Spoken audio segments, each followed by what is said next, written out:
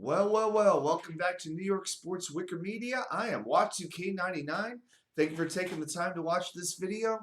So, about 10 minutes after I recorded my latest video, the Jets went out and signed Duane Brown to fortify their offensive line. So, I wanted to take a minute to talk about my feelings on the signing, how I think he really fits in, where I think he fits in, and how do I think the line is going to play compared to last season. So the deal is 2 years, $22 million. We don't know a whole lot of specifics for sure yet, as the signing is not official. But one thing we know about Joe Douglas, we usually get the contract figures, but then when we see the details, they always seem to look a lot better than they did initially.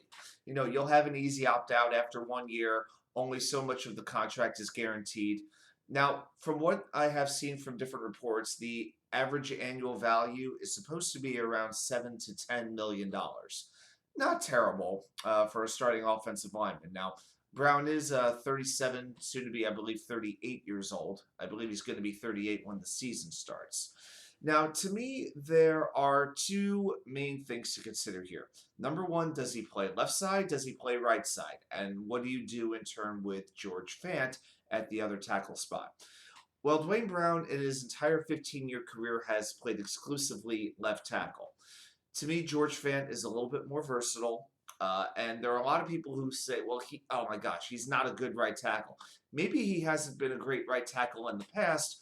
All I know is in the brief time when he was a right tackle for the Jets, he was lined up next to Greg Van Roten. So he basically had to do the work of two offensive linemen. Now he would be lined up next to Elijah Vera Tucker. I'd consider that something of an upgrade, even if Pro Football Focus might disagree.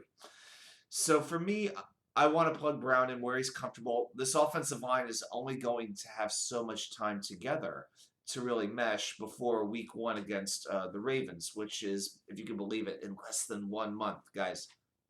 Tick-tock, clock's ticking. All right, so I want to make the transition as smooth as possible. To me, I'm putting Duane Brown at left tackle, George Fant at right tackle, and let's see how that goes.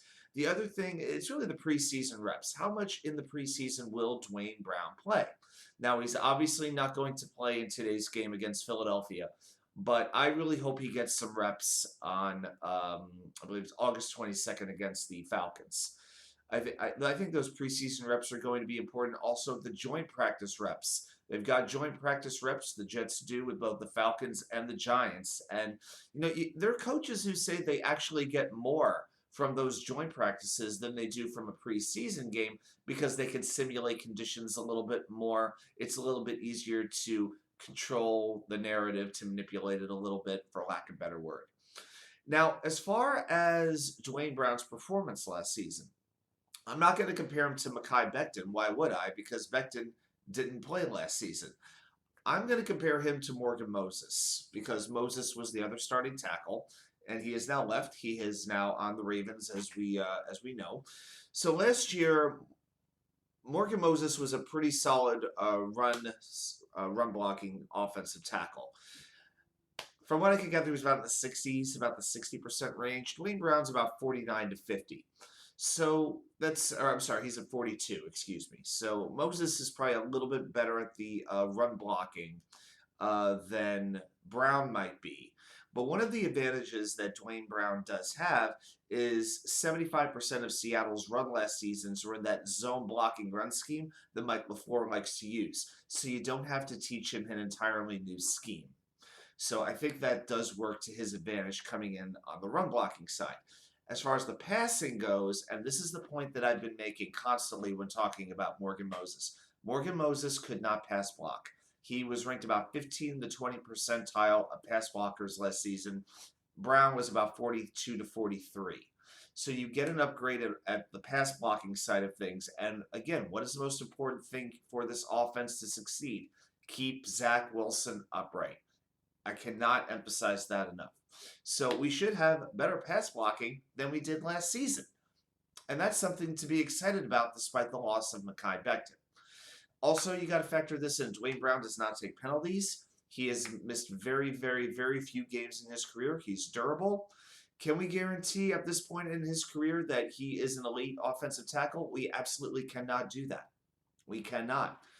It's one of those things where you hope for the best, but I cannot imagine that he is not an upgrade over Chuma Doga, Connor McDermott, and even though I like the potential of him, Max Mitchell as well. So it's a chance, but it is absolutely a chance we're taking. So I will be jumping on, I believe, today with Buffalo at some point during the preseason game. Look forward to seeing you all there. Might check in with Green Bean, with Frankie. You never know what might happen tonight. It's a Friday. Anything can happen in the on Jets YouTube when that's going on. All right, thanks for watching, and I'll see you back here from you know where, Wicker Chair.